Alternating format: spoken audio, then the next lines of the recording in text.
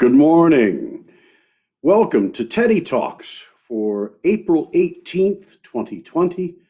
I'm your host, Joe Wiegand, coming to you from Medora, North Dakota, gateway to Theodore Roosevelt National Park, future site of the Theodore Roosevelt Presidential Library Museum, and this summer a destination for all of us that will enjoy getting together and enjoying the great outdoors.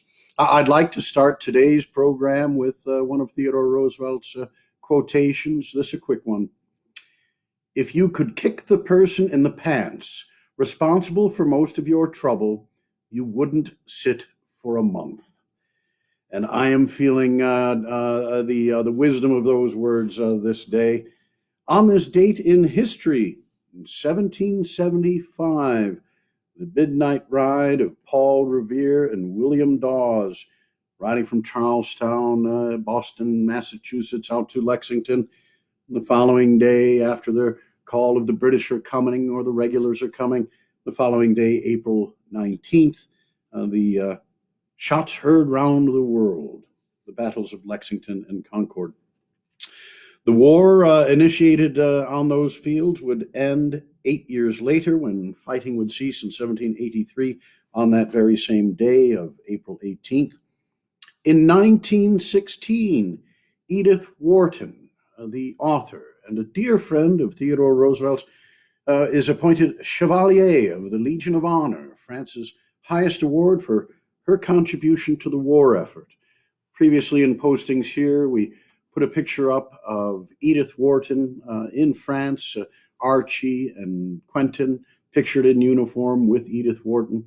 Her efforts to bring aid to the people of Belgium under German occupation, efforts supported by Theodore Roosevelt, they were of tremendous import to the people of Belgium, and the war relief effort that began even before the United States was in the war benefited greatly from Edith Wharton and her work. On this date in 1939 in Chicago, Illinois, the birth of Sue Wiegand, now Sue O'Hagan. Point of personal privilege, happy 81st birthday, Auntie Sue. And of course, on this day, April 18th, 1906, the great San Francisco earthquake kills nearly 4,000, a good deal of that from disease and dysentery in the immediate aftermath of the earthquake. Fire destroying the earthquake and the subsequent fires, destroying some 75% of the buildings in the city of San Francisco on this date in 1906. So remembering those victims and in the spirit of understanding that our federal government has and continues to help lead the response to these tragedies and in this case today, the pandemic. Members of the National Guard and our military, the ships, the Navy's hospital ships now in San Francisco, right, and New York City. So again, our thanks to all of those who are serving under these difficult circumstances. I thought what I would do is read to you a message from President Roosevelt in the immediate aftermath of the earthquake, demonstrating some of the response that came from Washington, D.C., and from the War Department, headed at that time by Secretary of War William Howard Taft, he having been appointed following the resignation of Elihu Root, prior to Root's run again for the Senate. In 1903, though, Theodore Roosevelt made his first ever visit to California. He was elected vice president in 1900, and McKinley and Roosevelt were elected in that election year. Even though Theodore Roosevelt toured the western states during that campaign, he never made it to California. It wasn't a tremendously strategically important state, almost guaranteed to be a Republican leaning state in those days. The heritage of General Fremont, the first Republican candidate for the presidency in 1856, still being strong there, and California and that state founded and statehood coming during that time of the Civil War under Lincoln's pen. So in 1903, Theodore Roosevelt, I think, was really taken with California and most especially with San Francisco. So a couple of his remarks from May 12th of 1903. These are These are shorter speeches that he made, and there's still enough from his 2-3 day visit in San Francisco in 1903 that when we get to mid-May, if we need to flesh out some of what TR was doing in California on those dates, we still have plenty of San Francisco speeches. This first speech is at the dedication of the building of the Young Men's Christian Association, the YMCA, done in San Francisco, California, May 12, 1903, by President Theodore Roosevelt. Mr. Chairman, and you, my fellow citizens, men and women of this great city, of this great state, few things could have given me more pleasure than the privilege of taking part at this dedication, free of debt, of this building to the uses for which it is dedicated. It would be hard to overestimate the amount of good work done by the Young Men's Christian Associations and the Young Women's Christian Associations. I well remember that I used to feel for a long time indignant that there were not Young Women's Christian Associations also, and how pleased I was when they started and the development they attained. It seems to me that the YMCA has been able to a very marked degree to combine that practical efficiency in action and adherence to a lofty ideal which should be the aim of all decent citizenship throughout our country. Of course, it is not enough to have mere efficiency. The more efficient a man is, the more dangerous he is, if that efficiency is not guided by the proper type of spirit, by the proper sense of moral responsibility. Of course, it is a mere truism to say that the very abilities, physical, mental, moral, that the very abilities of the body, the mind, and the soul, which make a man potent for good, if they are guided aright, make him dangerous to himself and to the whole community if they are guided wrong. And the man who, because of his strength, because of his courage, of his power, can do best work for decency if these attributes are used in the proper service, will do most harm if there is no guiding principle behind them. As I say, that is a mere truism. You, all of you know, in dealing in your own families, with your neighbors, in your relations with the state, that strength of any kind, physical, mental, is but a source of danger if it is not guided aright. On the other hand, it is just as important for every man or woman who is striving for decency to keep ever in mind the further fact that unless there is power, efficiency behind the effort for decency, scant is the good that will come. It is not enough to have mere aspiration after righteousness. It is not enough to have the lofty ideal. With it must go the power of, in some sort of practically realizing it. The cloistered virtue which fears the rough contact with the world can avail but little in our eminently practical civilization of today. In the rough and tumble life made necessary by, inevitably attendant upon, the development of a strong and masterful people working out its fate through the complex industrialism of this age. With decency, there must go the power practically to apply it in life, practically to work it out, and to work it out for the benefit of others as well as for oneself. The YMCA stands for so much because it represents the work of men and women who, to a generous enthusiasm for their fellows, to a lofty ideal of service for the giver of good and for all mankind, join the power to realize that ideal in practical ways, the power to work concretely for the attainment of at least some measure of the good sought. I have come across the work of the Young Men's Christian Association in many different walks of life. I do not know any branch of it that has done better work than the branch connected with the railway organizations, for instance, and I naturally feel a peculiar interest in and rejoice peculiarly over the work done among the soldiers and sailors wearing the uniform of the United States government. Every decent American ought to be proud of the Army and the Navy of Uncle Sam. Therefore, it is peculiarly incumbent upon us to see that the man in that Army or Navy has a help given in the right way, not the wrong way, that he is given a chance for wholesome amusement, a chance to lead an upright and honorable life in his hours of relaxation. Another thing the YMCA represents, and that is knowledge of human nature. You are not going to do very much good with human nature if you attempt to take the bad out of it by leaving a vacuum, for that vacuum is going to be filled with something, and if you do not fill it with what is good, it will be filled with what is evil. The Young Men's Christian Association represents the effort to provide for the body as well as for the mind, to help young men to educate themselves, to train themselves for the practical life as well as for the higher life, and to give them amusement and relaxation that will educate and not debase them.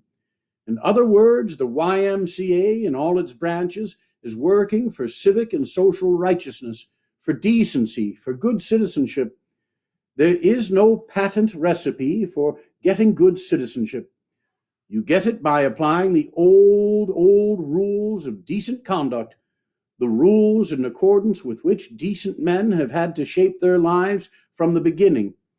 A good citizen, a man who stands as he should stand in his relation to the state, to the nation, must first of all be a good member of his own family, a good father or son, brother or husband, a man who does right the thing that is nearest, a man who is a good neighbor, and I use neighbor broadly, who handles himself as his self-respect should bid him handle himself in his relations with the community at large, in his relations with those whom he employs or by whom he is employed, with those with whom he comes in contact in any form of business relations or in any other way.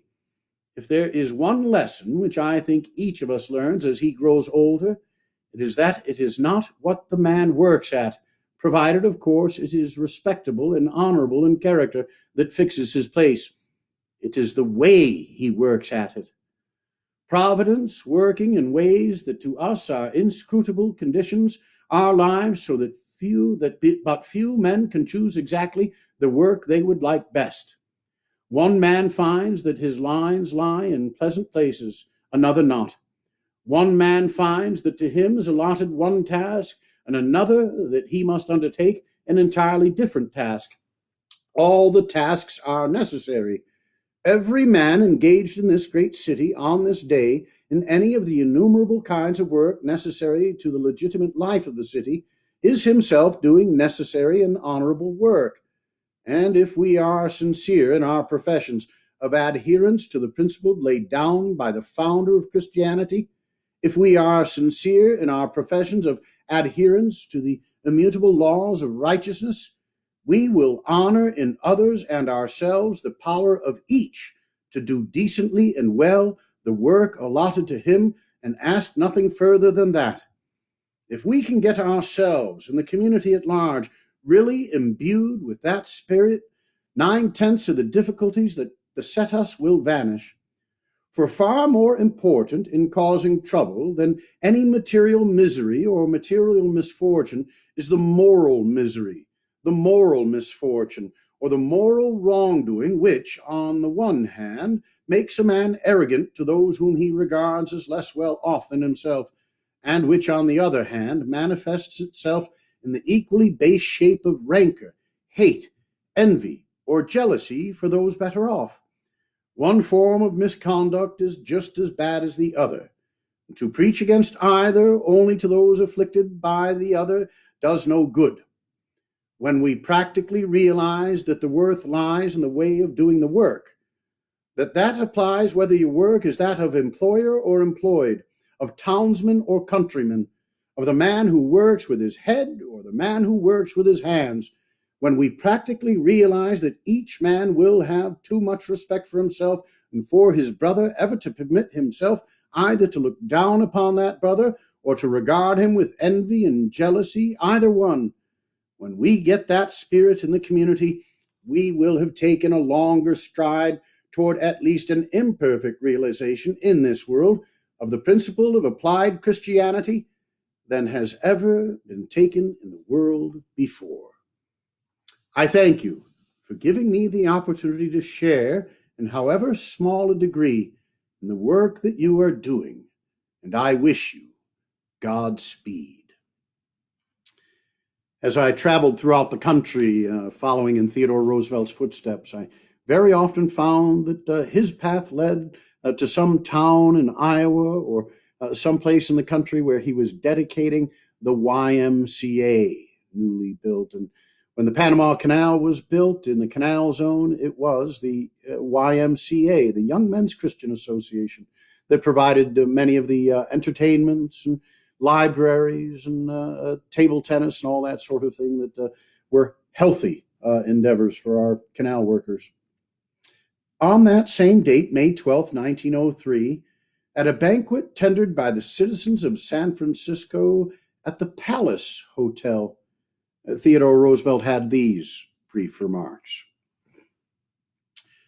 Mr. Chairman, Mr. Mayor, Mr. Governor, and you, my hosts, let me thank you with all my heart for the more than kindness, the more than courtesy and cordiality with which I have been treated in California from the hour when I first set foot within her borders. Governor, the message that I shall send back is, I have come to California. I have seen, and I have been conquered by California's citizens and California's governor. And Mr. Mayor, as you said in your speech, the thing that has struck me most coming here, coming from the east through the west and west of the west to California, the thing that has struck me most is that though I have never been in your great state and beautiful state before, though I have known your citizens only as I met them elsewhere, I am absolutely at home, for I am speaking as one American to his fellow Americans. I have been pleased with the diversity of the country, but oh, my fellow countrymen, I have been pleased infinitely more with the unity of our country. While I am not by inheritance a Puritan, I have acquired certain traits, one of which is an uneasy feeling which I think a large number of Americans share, that when we are having a good time, it is not quite right. During the week that I have been in California, I have enjoyed myself so much that I have had a slight feeling that maybe I was not quite doing my duty. But I cannot say that I am penitent about it.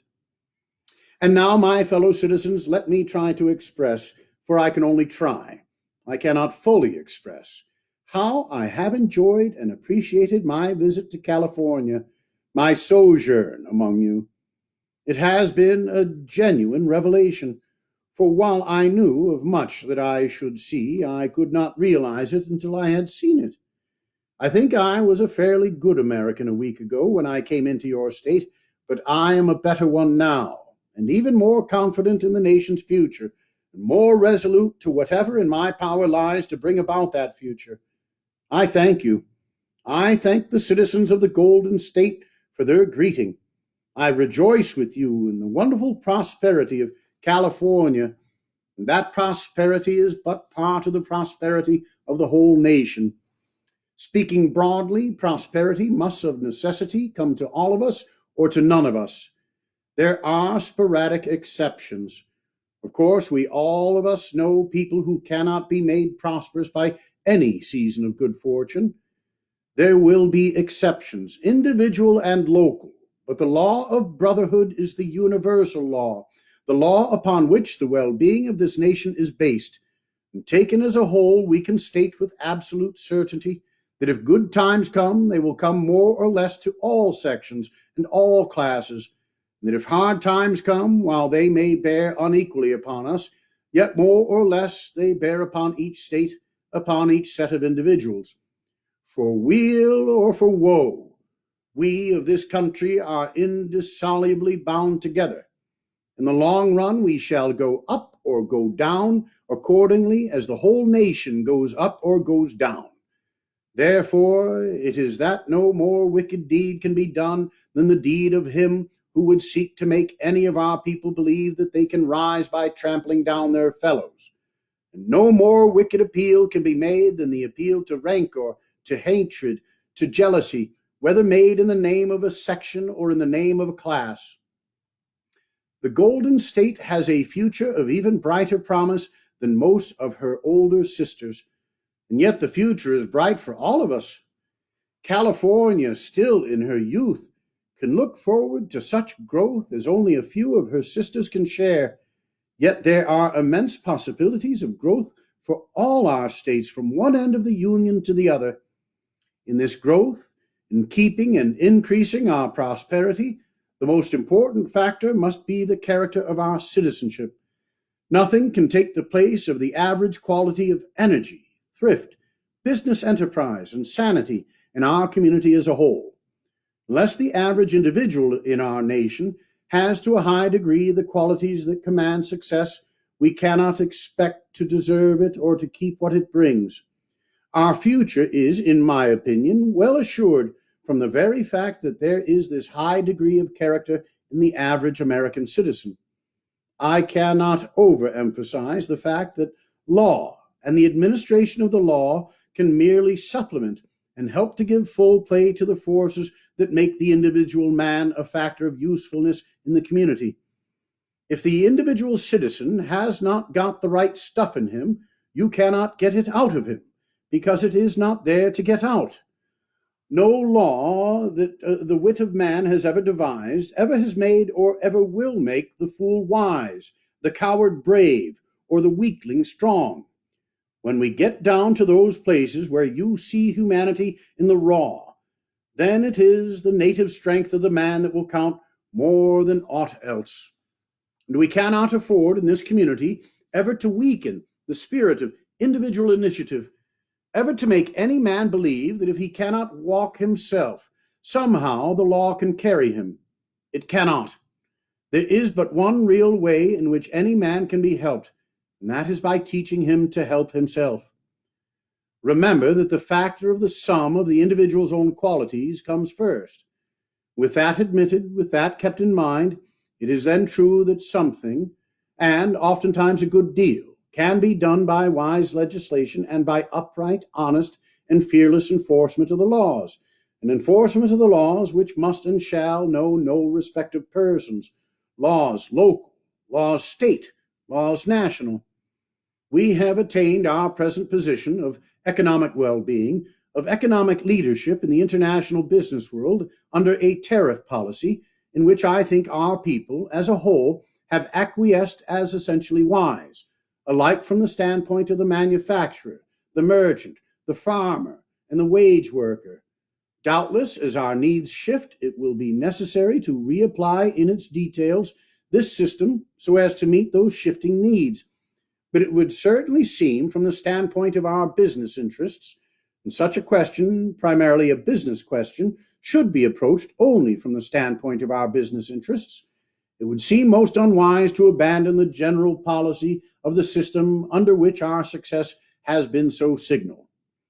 In financial matters, we are to be congratulated upon having definitely determined that our currency system must rest upon a gold basis, for to follow any other course would have meant disaster so widespread that it would be difficult to overestimate it. There is, however, unquestionably need of enacting further financial legislation so as to provide for greater elasticity in our currency system. At present, there are certain seasons during which the rigidity of this system causes a stringency most unfortunate in its effects. The last Congress, in its wisdom, took up and disposed of various matters of vital moment, such as those dealing with the regulation and supervision of the great corporations commonly known as trusts, with securing in effective fashion the abolition of rebates by transportation companies, that is, with securing fair play as between the big man and the little man in getting their products to market, and in initiating the national system of irrigation. So, in my judgment, the Congress that is to assemble next fall should take up and dispose of the pressing questions relating to banking and currency. I believe that such action will be taken, and I am sure that it ought to be taken. It is needed in the interest of the business world, and it is needed even more in the interest of the world of producers, of earth tillers, of men who make their living by the products of the farm and the ranch. Such Such action would supplement in fitting style the excellent work that has already been done in recent years in regard to our monetary system. There always will be enough wise legislation and an even greater need of the wisdom which recognizes when the wisest policy is to have no legislation. And it is of prime importance to us to remember that we cannot afford to condone in public life any deviation from the principles of common sense and of rugged honesty which we deem essential in private and business life. There is no royal road to good government. Good government comes to the nation, the bulk of whose people show in their relations to that government the humdrum, ordinary, workaday virtues, and it comes and can come upon no other condition. We need the best intellectual skill. We need the most thorough training in public life. But such skill and such training can be only supplementary to, and in some sense substitutes for, the fundamental virtues that have marked every great and prosperous nation since the dim years when history dawned, the fundamental virtues of decency, honesty, courage, hardihood. The spirit of fair dealing is between man and man, the spirit that dares, that foresees, that endures, that triumphs, added to all those qualities, the saving grace of common sense. Theodore Roosevelt's remarks at a banquet in May of 1903, but giving you a sense of, I think, the real elation that Theodore Roosevelt felt traveling through, as he said, the Golden State on the dates in May in 1903. Still at that point, I think, bound for Yosemite and his 3 days and nights of camping and tramping with John Muir. The earthquake was devastating in San Francisco. Of course, the means of communication, telegram primarily, coming from San Francisco, alerting the nation. General Frederick Funston being in charge of the United States Army, brigadier general, and a fascinating fellow. Born in Ohio, and then moving at the age of 2 to Kansas with his family. Born at in the year of the conclusion of the Civil War. So in 1867, the Funston family is in Kansas. In 1884, Frederick Funston applied for admission to West Point, the United States Military Academy. And at 5'4" and 120 pounds, Funston's application was rejected. He enrolled in the University of Kansas. He did not graduate, but attended most of 4 years there, during which time he became fast friends with William Allen White, subsequently a journalist, a Pulitzer Prize winner, a sage of Emporia. And Funston joined White as a young journalist in Kansas for a year, and then set off as an explorer, joining some of the exploratory teams that investigated Death Valley in California and off to Alaska.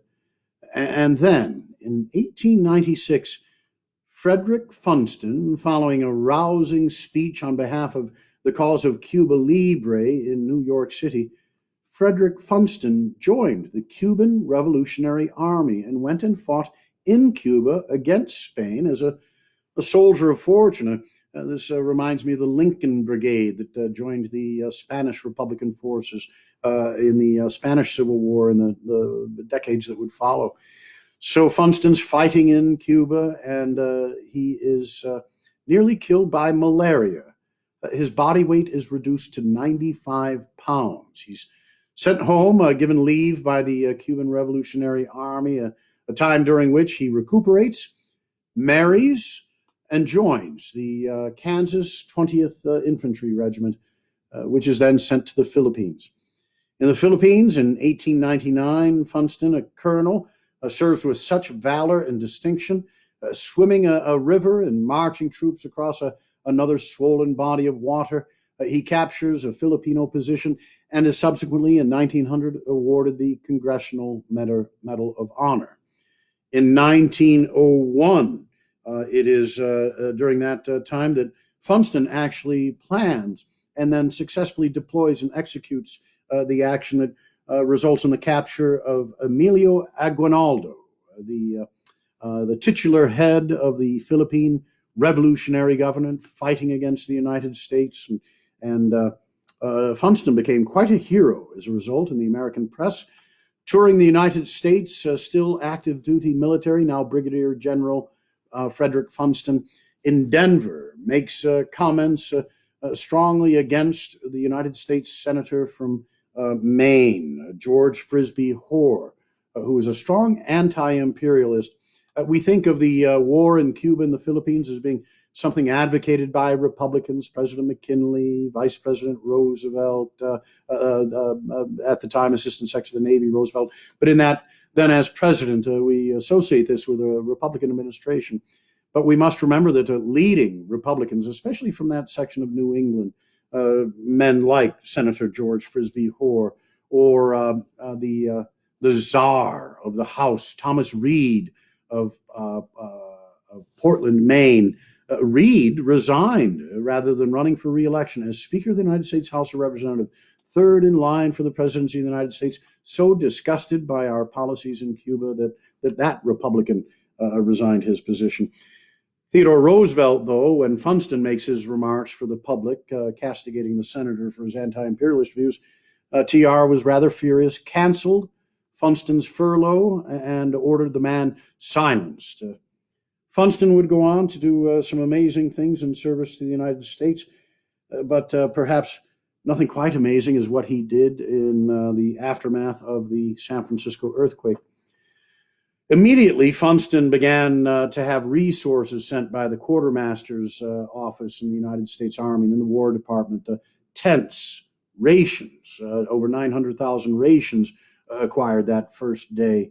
Rations being sufficient for 3 meals for a soldier in the field. It was a situation where most of the military stores in San Francisco themselves had been destroyed in the earthquake and the subsequent fire. These were to provide for the needs of the United States military along the California coast and also for the Philippines. And so the loss of those supplies exacerbated the situation in San Francisco, made it more difficult for the Army and the Navy to come to the aid of the people there. Amongst the most controversial things Frederick Funston did, he declared martial law, had no authority to do so, so martial law was not technically in effect at the time, but he operated as if it was. Using ordnance, both cannon and shipboard cannon, but also explosives and incendiaries of different sorts.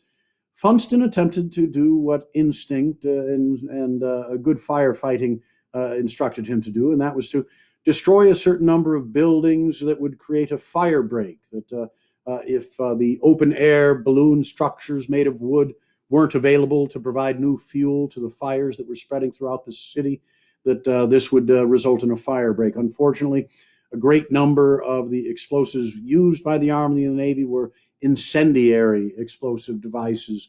There were probably actually more fires started by the United States military in attempting to build these fire breaks than they actually wound up putting out.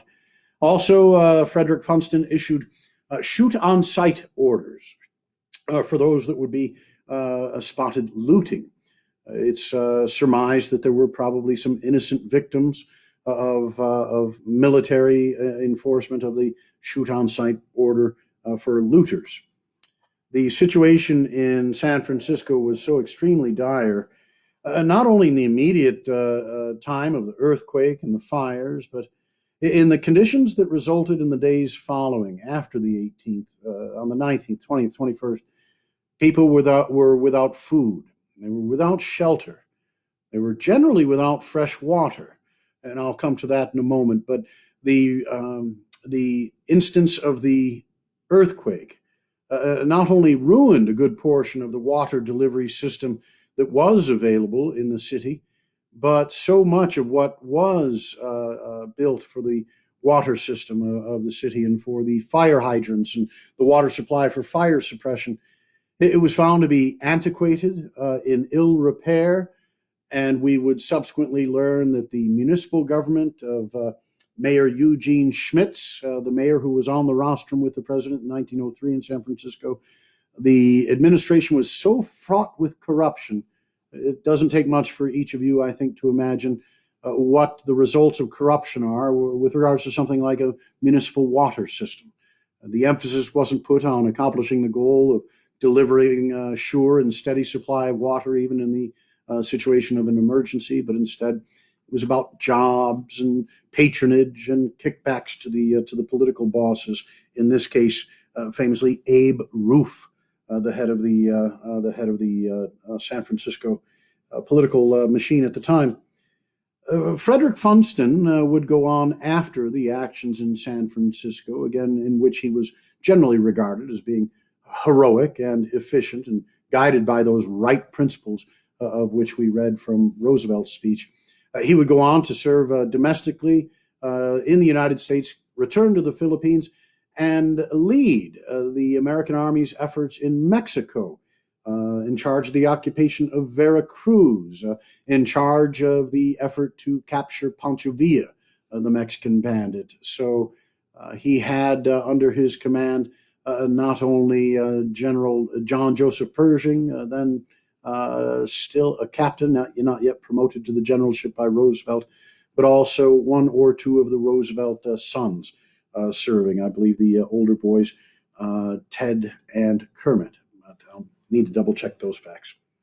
So that then brings me to the fact that Frederick Funston was regarded as the man that would lead the American forces in Europe if and when the United States joined that war. Frederick Funston, at the age of 51, died of a massive heart attack in San Antonio. It was Douglas MacArthur that brought word in the Wilson White House, where he was serving as a military aide, brought word to President Wilson of the death of Frederick Funston. It would, as a result of that death, wind up that General John Joseph Pershing, Blackjack Pershing, would lead the American Expeditionary Forces in Europe.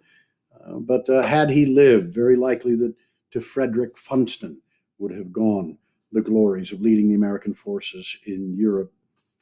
After the earthquake, much did come to light as journalists, maybe that muckraking press we spoke of the other day, investigated the corruption of the Schmitz and Roof political administrations in San Francisco, such that in 1907, Mayor Schmitz was convicted of extortion, sentenced to 5 years in San Quentin, and that conviction reversed on appeal in the California courts. In 1912, on trial again for bribery, and acquitted in that particular case when one imprisoned witness, Abe Roof, the political boss, he was at San Quentin and refused to testify. The other man, a supervisor who could have testified, fled to Canada, so acquitted of bribery. Mayor Schmitz ran for re-election in 1915 and 1919 and was not embraced in that effort by the people of San Francisco.